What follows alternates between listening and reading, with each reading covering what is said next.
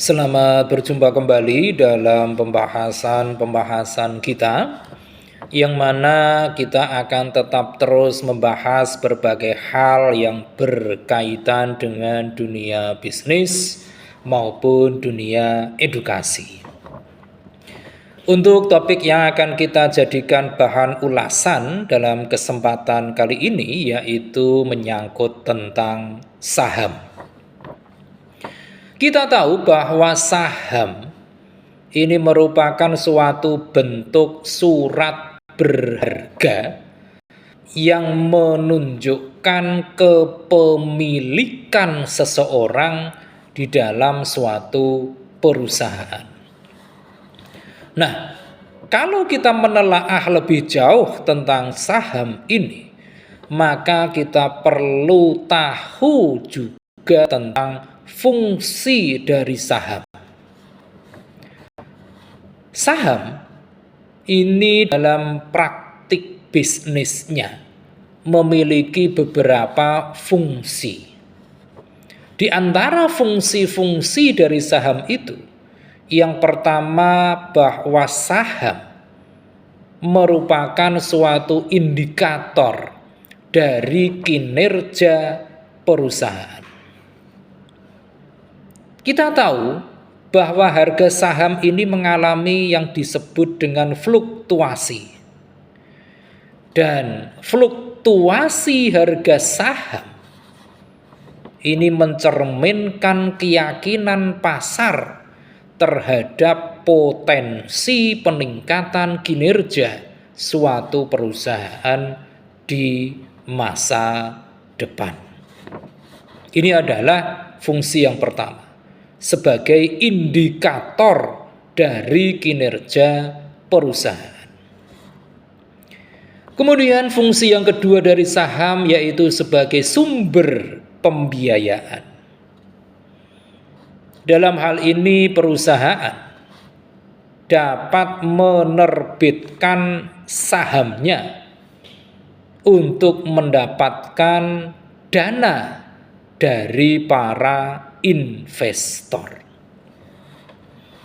Selanjutnya, saham-saham tersebut itu akan dapat digunakan untuk pengembangan bisnis ataupun mendukung berbagai proyek-proyek yang dipandang dapat memberikan kontribusi positif bagi suatu perusahaan. Ini adalah fungsi yang kedua, sumber pembiayaan. Kemudian fungsi yang ketiga, yaitu bahwa saham ini juga merupakan salah satu bentuk pilihan bagi investor untuk melakukan kegiatan investasi. Saham ini akan memberikan suatu berbagai pilihan yang menarik dalam aspek investasi bagi individu atau lembaga-lembaga keuangan yang ingin meraih keuntungan dari berbagai perusahaan yang terdaftar pada bursa efek. Nah, ini adalah 3 fungsi utama dari saham. Kita pun menjadi lebih paham bahwa di dalam perdagangan saham, yang mana ini terjadi di pasar saham, di sana ternyata terdapat beberapa tipe investor. Dari sekian banyak tipe investor, ada beberapa yang perlu untuk kita kenali bersama. Tipe investor yang pertama yaitu investor jangka panjang, long term investor. Investor jangka panjang ini adalah investor yang memiliki komitmen untuk menyimpan sahamnya dalam jangka waktu yang panjang. bertahun-tahun, bahkan ada yang sampai tataran dekade, di mana mereka akan fokus pada pertumbuhan modal dalam jangka panjang. Dan pada umumnya investor jenis ini mereka kurang memperhatikan dengan terjadinya fluktuasi dari harga saham, baik itu harian ataupun rentang waktu yang lebih pendek. Ini adalah tipe investor jangka panjang, long term investor. Kemudian tipe yang kedua, yaitu tipe investor spekulatif. Spekulatif investor. Investor spekulatif ini adalah mereka-mereka investor yang bersedia mengambil resiko yang tinggi dalam rangka mencari potensi-potensi keuntungan pasar yang biasanya mereka akan berinvestasi dalam saham-saham startup ataupun sektor-sektor yang memiliki tingkat gejolak cukup tinggi. Ini adalah tipe yang kedua, tipe investor spekulatif. Kemudian tipe yang ketiga, yaitu investor jangka pendek, short term investor. Investor jangka pendek ini adalah kelompok investor yang lebih fokus pada fluktuasi harga saham harian ataupun mingguan. Mereka acap kali melakukan perdagangan dengan cepat dalam rangka memanfaatkan perubahan harga saham yang juga cepat. Ini adalah tipe investor jangka pendek, short term investor. Dan jenis investor yang keempat yaitu investor dividen. Dividen investor. Investor dividen ini adalah kelompok investor yang mencari berbagai saham dari perusahaan yang secara teratur membayarkan dividen. Ini dengan harapan akan mendapatkan pendapatan pasif selain keuntungan dari kenaikan harga saham itu sendiri. Kemudian masih ada lagi jenis investor yang kelima, yaitu investor nilai, value investor. Di mana investor nilai ataupun value investor ini adalah mereka-mereka yang masuk dalam golongan investor yang mencari berbagai saham yang dianggap under value, diperdagangkan di bawah nilai intrinsiknya. Dan mereka berharap nilai sebenarnya dari perusahaan yang diakui oleh pasar saham. Ini adalah investor nilai, value investor. Kemudian jenis yang berikutnya yaitu investor pertumbuhan, growth investor. Di mana growth investor ini, investor pertumbuhan, adalah investor yang mencari berbagai saham dari perusahaan yang memiliki potensi pertumbuhan dan potensi laba yang tinggi di masa-masa mendatang. Investor pertumbuhan ataupun growth investor ini biasanya mereka akan bersedia untuk membayar lebih tinggi dalam rangka mereka mendapatkan saham-saham dari perusahaan yang dalam perhitungan mereka memiliki peluang yang tinggi untuk mencapai suatu pertumbuhan. Ini adalah berbagai tipe investor yang ada di dalam pasar saham. Nah, selanjutnya bagi kita, mungkin saja ada yang tertarik untuk berinvestasi dalam bentuk saham ini. Oleh karenanya kita juga perlu memahami apa yang menjadi keuntungan manakala kita berinvestasi dalam bentuk saham. Ada beberapa keuntungan sejatinya manakala seseorang ataupun lembaga berinvestasi dalam bentuk saham. Di antara berbagai keuntungan tersebut, yang pertama yaitu mendapatkan dividen. Ini keuntungan yang pertama. Kita tahu bahwa dividen ini merupakan bagian dari keuntungan perusahaan yang dibagikan kepada para pemegang sahamnya. Jumlah dari dividen yang akan dibagikan ini diusulkan oleh Dewan Direksi perusahaan, yang mana nantinya akan disetujui di dalam RUPS, Rapat Umum Pemegang Saham. Ini adalah keuntungan yang pertama, mendapatkan dividen. Apakah ada keuntungan yang lain? Ada.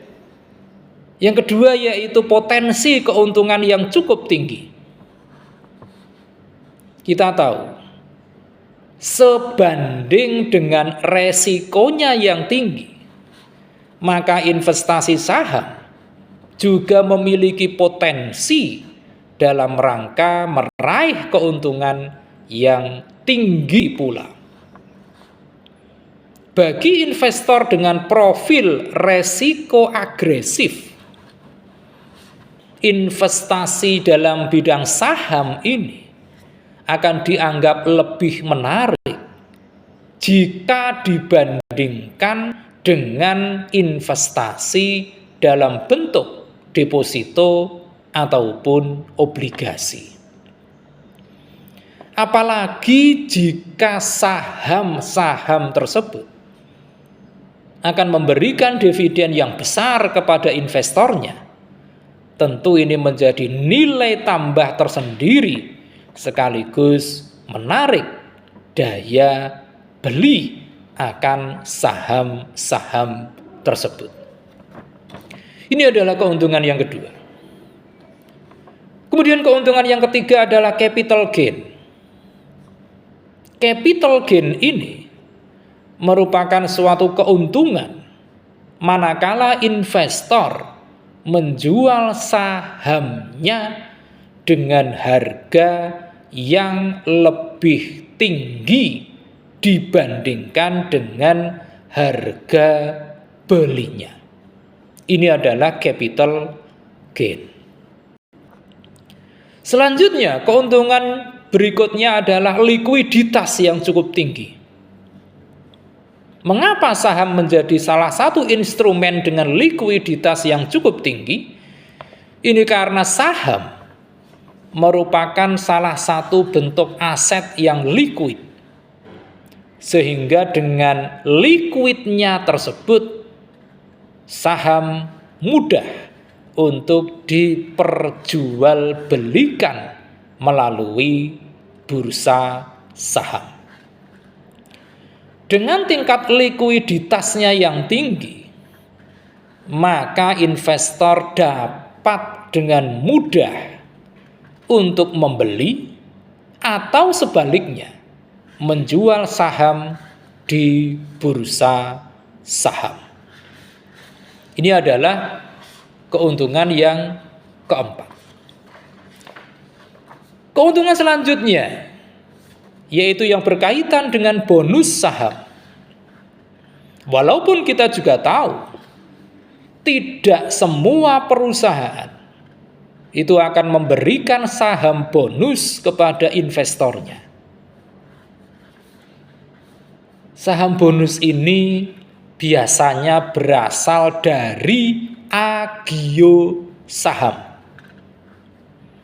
Agio itu sendiri adalah selisih antara harga jual dengan harga normal dari saham pada saat perusahaan melakukan penawaran saham.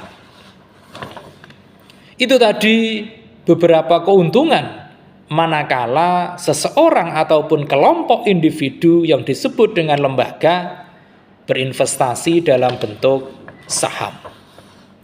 Akan tetapi juga perlu diingat bahwa manakala ada seseorang ataupun lembaga yang berinvestasi dalam bentuk saham ini juga tidak terlepas dari apa yang disebut dengan resiko. Apa yang menjadi resiko manakala berinvestasi dalam bentuk saham? Sama dengan keuntungannya seperti yang kita ulas tadi. Ada beberapa resiko yang dihadapi oleh investor manakala dia berinvestasi dalam bentuk saham. Di antara resiko-resiko yang bisa saja muncul, yang pertama adalah tidak mendapatkan dividen. Kapan ini akan terjadi? Investor tidak akan mendapatkan dividen manakala terjadi suatu titik di mana kinerja suatu perusahaan yang menjual sahamnya tadi itu menurun atau bahkan merugi, sehingga perusahaan tersebut tidak mampu untuk membagikan dividen. Kalau ini terjadi, maka investor tentunya tidak akan mendapatkan dividen. Ini resiko yang pertama. Kemudian resiko yang kedua, itu ada yang disebut dengan resiko delisting. Apa itu resiko delisting? Resiko delisting ini adalah resiko di mana terjadi terhapusnya saham dari bursa efek, utamanya bursa efek Indonesia kalau di bursa saham Indonesia. Sehingga kalau ini terjadi sampai terhapus sahamnya dari BEI, maka investor haruslah menjual saham tersebut tidak peduli berapapun nilainya. Emiten yang telah tercatat dan juga telah diperdagangkan di bursa efek itu bisa keluar atau bisa juga dikeluarkan apabila terjadi kondisi-kondisi tertentu. Penghapusan ini bisa bersifat sukarela, voluntary delisting, ataupun karena paksaan, forced delisting. Ini adalah resiko delisting. Kemudian resiko berikutnya adalah capital loss. Capital loss ini merupakan kebalikan dari capital gain tadi. Yang mana ini terjadi ketika investor menjual sahamnya pada harga yang lebih murah ataupun rendah jika dibandingkan dengan harga beli dari saham itu. Ini adalah capital loss. Kemudian resiko selanjutnya adalah resiko likuidasi. Likuidasi ini merupakan suatu proses pembubaran dari suatu perusahaan dengan menjual semua aset yang dimiliki kemudian menyelesaikan kewajiban-kewajibannya, dan juga mendistribusikan dana yang tersisa kepada para pemegang sahamnya. Likuidasi ini disebabkan biasanya karena faktor kebangkrutan dari perusahaan tersebut. Nah, inilah beberapa resiko manakala berinvestasi dalam bentuk saham. Seperti yang kita sampaikan tadi, bisnis apapun selain memberikan peluang keuntungan, juga para pelakunya harus siap untuk menerima berbagai resikonya. Demikian pembahasan singkat kita kali ini tentang investasi saham. Mudah-mudahan ini akan lebih memperluas cakrawala keilmuan kita dalam bidang bisnis dan investasi. Terima kasih atas perhatian Anda semua. Jangan lupa setelah menyaksikan tayangan ini, silakan klik di layar Anda untuk like, komen, subscribe, dan tentu saja jangan lupa share.